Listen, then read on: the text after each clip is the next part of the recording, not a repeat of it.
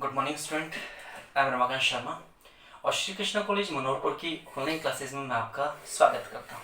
ठीक है, पिछला जो वीडियो था उस वीडियो तक हम लोगों ने पैपावेरिसी कुल को कंप्लीट कर लिया था। आज का जो वीडियो होगा उस वीडियो में हम अध्ययन करेंगे या स्टडी करेंगे ब्रैसिकेसी कुल की या फिर क्रूसीफेरी कुल की। ठीक है, दो नाम है इसके, इसे ब्रैसिकेसी या फिर क्रूसीफेरी कहा जाता है। प्रारंभिक समय में ये जो शब्द है क्रूसीफेरी, ये प्रारंभिक समय का शब्द है।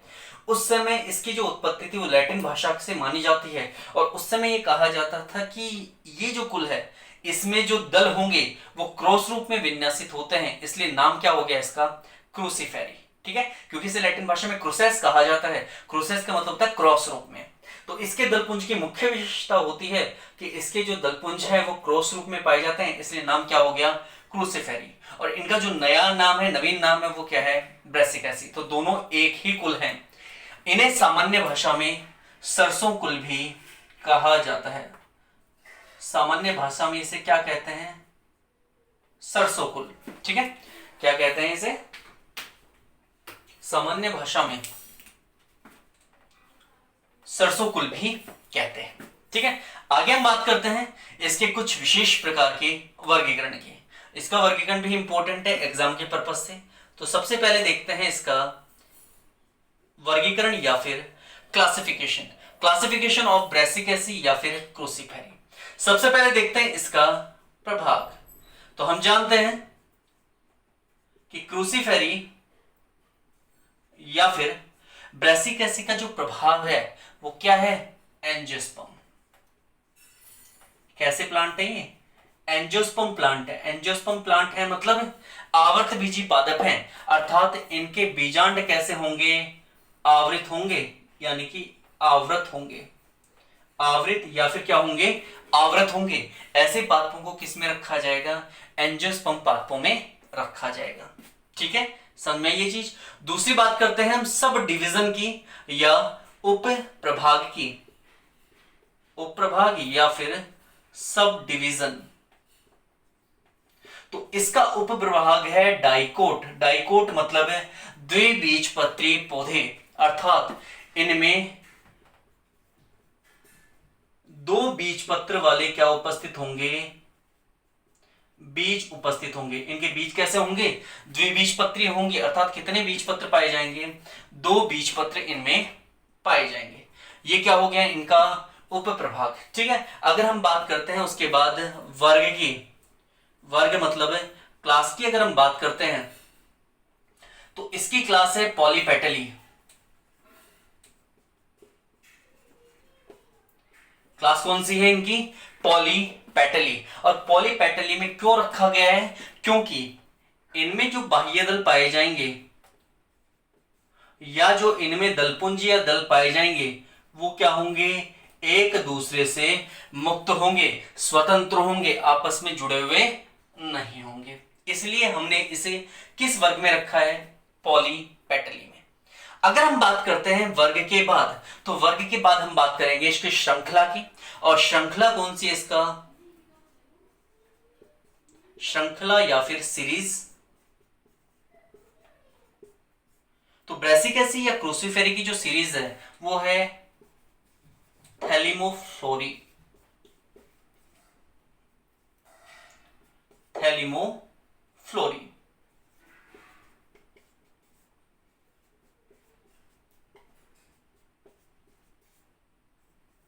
ये क्या है, ये इसकी श्रृंखला है, क्या है, थैलिमोफ्लोरी। और थैलिमोफ्लोरी में इसे क्यों रखा गया, इस श्रृंखला में क्यों रखा गया, क्योंकि इनमें भित्तीय बीजांडान्यास पाया जाता है।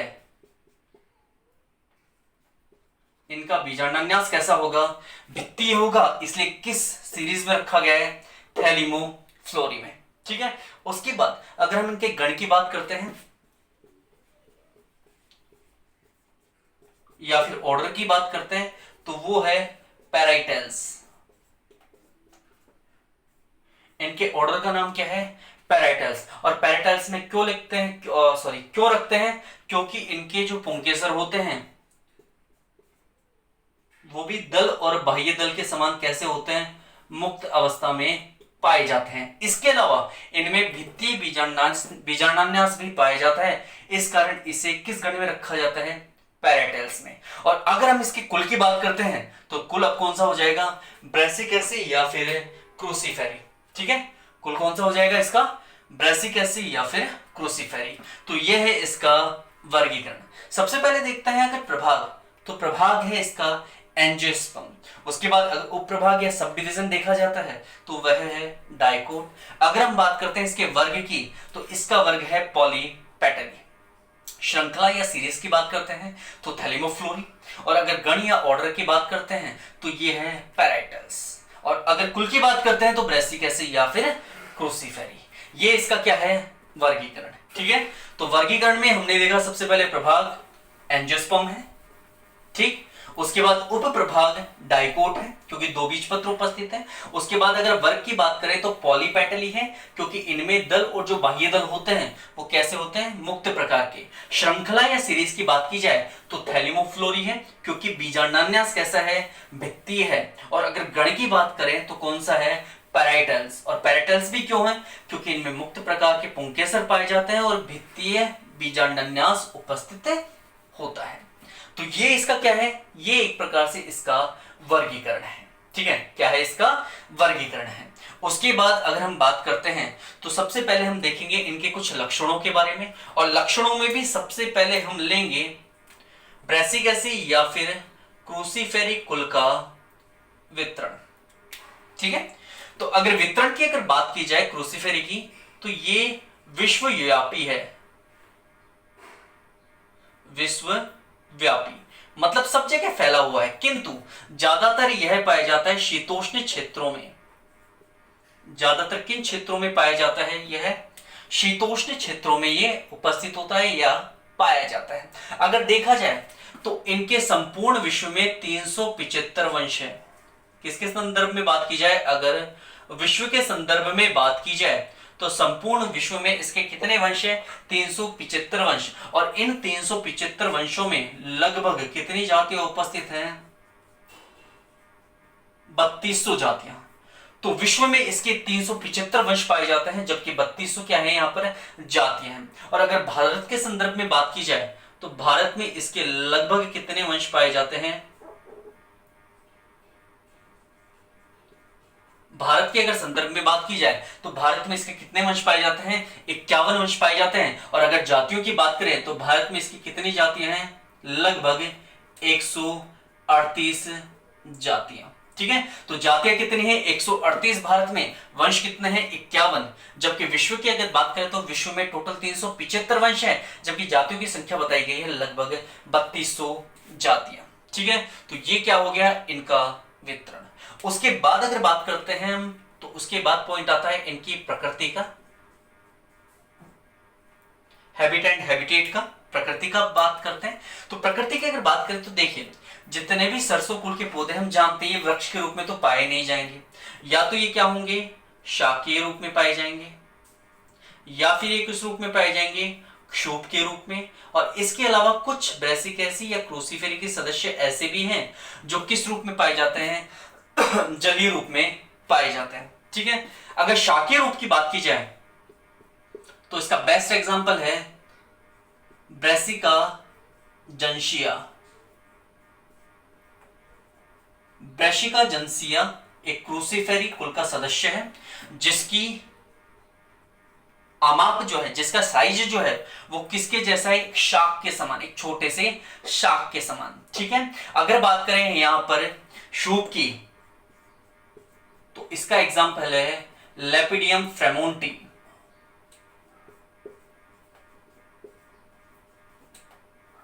लेपिडियम फ्रेमोंटी, इसकी आकृति कैसी होती है? शुभ के समान। अगर बात करते हैं जलीय क्रूसीफेरी सदस्य की तो इसका एग्जाम्पल है सुबुलेरिया एक्वेटिका।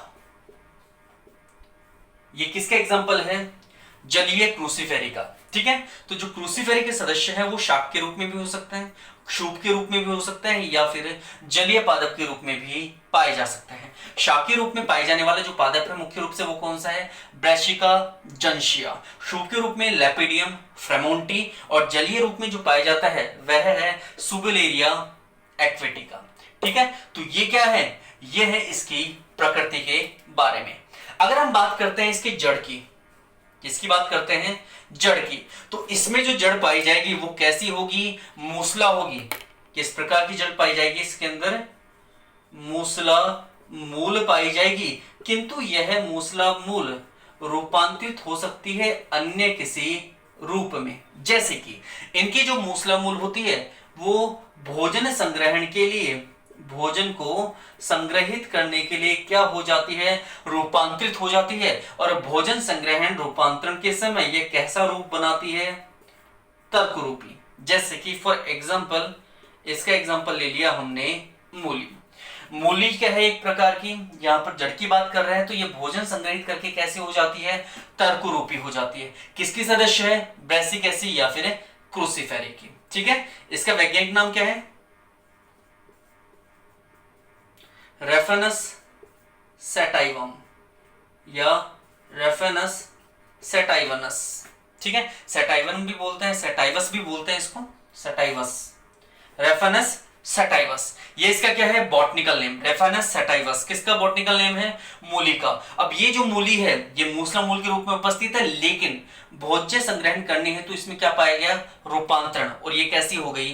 तर्क रूपी। तो सामान्यतः जितने भी ब्रैसिकेसी या क्रूसीफेरी के सदस्य होंगे उनकी जड़ कैसी होगी? मूसला जड़ होगी, लेकिन ये रूपांतरित हो सकती है किसी अन्य भाग के रूप में या अन्य संरचना के रूप में। जैसे कि मूली जो है, रेफेनस सेटाइवस जो है, वो भोजन संग्रहण करने हेतु कौन सी संरचना बना देती है? तर्क रूपी संरचना। ठीक है, इससे पहले हमने बात की थी प्रकृति की, तो ये शाक रूप में भी पाया जा सकता है, क्षोभ रूप में भी, और जलीय पादप के रूप में भी पाए जाते हैं। शाकीय रूप का एग्जांपल था ब्रैसिका जंशिया, क्षोभ रूप का एग्जांपल था लेपिडियम फ्रेमोंटी, और अगर जलीय हम ब्रैसिकेसी सदस्य की बात करते हैं तो इसका एग्जांपल है सुबुलेरिया एक्वेटिका। ये किसका एग्जांपल है? इसके जलीय पादप का। अगर हम बात करते हैं वितरण की, तो विश्वव्यापी है, किंतु फिर भी सर्वाधिक कहां पाया जाता है? शीतोष्ण प्रदेशों में। विश्व की अगर बात करें तो यहां पर कुल कितने वंश हैं? 375 वंश, जिनमें लगभग 3200 जातियां पाई जाती हैं। जबकि अगर भारत के संदर्भ में बात करें तो इसके लगभग 51 वंश पाए जाते हैं, जिनमें 138 जातियां क्या होती हैं? उपस्थित होती हैं। ठीक है, तो इसका हो गया वितरण। वितरण के बाद बताया इसका प्रकृति, और प्रकृति के बाद बात की हमने इसके जड़ की। अब हम बात करते हैं इसके तने की। किसकी बात कर रहे हैं? तने की बात करते हैं। तो इनका जो तना होता है वो ज्यादातर वायवीय होगा, बेलनाकार होगा, कठोर होगा, किंतु जितने भी ब्रैसिकेसी या क्रूसीफेरी के सदस्य हैं, इन सदस्य में जो तने पाए जाते हैं पौधों में, वो तने ज्यादातर कैसे होते हैं? हाशित होते हैं, रिड्यूस्ड होते हैं, मतलब अल्प विकसित होते हैं। अल्प विकसित, या फिर हम कह सकते हैं कि अविकसित होते हैं। ठीक है, तो इनके तने कैसे होते हैं? हाशित होते हैं, मतलब अल्प विकसित होते हैं, या फिर कैसे होंगे? अविकसित होंगे। जैसे कि मूली की बात की थी हमने, रेफेनस सेटाइवस, ये है मूली का वैज्ञानिक नाम। इसका जो तना है वो भी कैसा है? हाशित है, मतलब या तो अविकसित है या फिर अल्प विकसित है। तो ज्यादातर तने कैसे होंगे? हाशित होंगे, या अल्प विकसित होंगे, या फिर अविकसित होंगे। इनके भागों में जो पादप के भाग है, जैसे कि तना हो गया, पत्तियां हो गई, इनमें एक विशेष प्रकार की क्या उपस्थित होती है? गंध उपस्थित होती है। तीखी क्या होती है? इनकी गंध होती है। और वो तीखी गंध किसकी वजह से होती है? सल्फर की वजह से। कि इनके पत्तियों के कुछ भागों में या तने के कुछ भागों में क्या उपस्थित होता है? सल्फर उपस्थित होता है, जिसके कारण इनमें क्या पाई जाती है? तीखी गंध पाई जाती है। ठीक है, तो ये थी इसके तने के बारे में। तना कैसा होगा? वायवीय होगा, बेलनाकार होगा, कठोर होगा। लेकिन ज्यादातर जो सदस्य हैं उनमें तना कैसा है? हाशित है। हाशित मतलब अल्पविकसित या फिर अविकसित है। जैसे कि एग्जांपल में हम मूली ले रहे हैं, रेफेनस सटाइवस ले रहे हैं, इसमें जो तना होगा वो कैसा होगा? हाशित होगा। ठीक है, तो ऐसा लगता है कि जो इसकी पत्तियां होती है वो किस पर लगी हुई है? इसकी मूल पर ही लगी होती हैं। ऐसी पत्तियों को रेडिकल कहा जाता है या फिर मूलज कहा जाता है। ठीक है, इसके अलावा इनमें कैसी गंध पाई जाती है? तीखी गंध। और किसकी वजह से ये गंध उपस्थित होती है? सल्फर की वजह से। तो ये था इनका तना। अगर हम बात करें अब इसके बाद पत्तियों की, लीव्स की, तो इनमें जो पत्तियां पाई जाती हैं वो सरल प्रकार की होती हैं। कैसी होती हैं? सरल प्रकार की होती हैं। इसके अलावा कैसी होंगी? एकांतर होंगी, एकांतर क्रम में पाई जाएंगी। इसके अलावा कैसी होंगी? जालिकावत सिरा विन्यास वाली। मतलब इनमें कैसा विन्यास पाया जाएगा? जालिकावत सिरा विन्यास। इनका विन्यास कैसा होगा? शिरा विन्यास कैसा होगा? जालिकावत। क्यों? क्योंकि द्विबीजपत्री के रह गए ना, इसलिए कैसा होगा? जालिकावत होगा। ठीक है, और सामान्यतः क्या होती हैं? ये जो पत्तियां होती हैं, ये पत्तियां या तो सैवरंत होंगी या फिर कैसी होंगी? अवरंत होंगी। चूंकि इनके अंदर तना हाशित होता है तो पत्ती जो होती है सीधी तने पर लगी हुई दिखाई नहीं देती, बल्कि ऐसी दिखाई देती है कि पत्ती किस पर लगी हुई है? जड़ पर लगी हुई है या फिर मूल पर लगी हुई है। तो ऐसी पत्तियों को हम क्या कहते हैं? ऐसी पत्तियों को कहा जाता है मूलज। क्या कहा जाता है? मूलज। जब किसी पौधे के अंदर तना हाशित पाया जाता है तो उस पौधे की पत्तियां सीधे ही मूल पर लगी हुई प्रतीत होती हैं। तना होता तो है पर अत्यंत छोटा होता है, और ये पत्तियां भी तने पर ही लगी हैं, लेकिन प्रतीत ऐसा होता है कि ये पत्तियां किस पर लगी हुई हैं? जड़ पर लगी हुई है। जैसे कि अगर हम बात करें मूली की, तो इसमें क्या होगा कि यहां पर एक तना पाया जाता है अत्यंत हाशित, और पत्तियां भी कहां है? इसी तने पर लगी हुई है। लेकिन हमें लगता है कि ये जो मूल भाग है उस पर पत्तियां लगी हुई हैं। ऐसी पत्तियों को रेडिकल या फिर क्या कहा जाता है? मूलज कहा जाता है। क्या कहा जाता है? रेडिकल या फिर मूलज कहा जाता है। तो ऐसी जो पत्तियां होती हैं वो ज्यादातर कैसी होती हैं? रोमिल होती हैं। कैसी होती है? रोमिल। मतलब इनकी पत्तियों की जो सतह होती है उस पर क्या पाए जाते हैं? रोम पाए जाते हैं। इसके अलावा कैसे होंगी? सरल होंगी, वही एकांतर होंगी, जालिकावत शिराविन्यास पाया जाएगा। यह है इनके पत्तियों की विशेषता। लेकिन एक विशेष बात, इनकी पत्तियों की कभी कभी या तो जैसे पत्ती होगी तो इस पत्ती की या तो ऊपरी सतह पर या इस पत्ती के पार्श्व में एक कलिका समान संरचना पाई जाती है, जिसे पत्र प्रकलिका कहा जाता है। क्या कहा जाता है? पत्र प्रकलिका। और ये जो पत्र प्रकलिका है ये किसमें सहायता करती है? प्रजनन में। जो कायिक प्रजनन होता है, वेजिटेटिव जो रिप्रोडक्शन होता है, उसमें ये क्या करती है? सहायता। तो क्रूसीफेरी या ब्रेसिकेसी कुल के सदस्यों की पत्तियों में या तो पत्ती की ऊपरी सतह पर या पत्ती के पार्श्व में क्या पाई जाती है? पत्र प्रकलिका। और ये जो पत्र प्रकलिका होती है, यह पत्र प्रकलिका क्या करती है? यह पत्र प्रकलिका किसमें सहायता करती है? एक विशेष प्रकार के कायिक जनन में। तो इनके अंदर भी ब्रायोफिलम या पत्थर चट्टा के समान कायिक प्रवर्धन या कायिक जनन पाया जाता है। ठीक है, अब इसमें क्या होगा? पत्र कलिका या तो पत्ती के ऊपर पाई जाएगी या पत्ती की क्या होगी? नीचे होगी। जैसे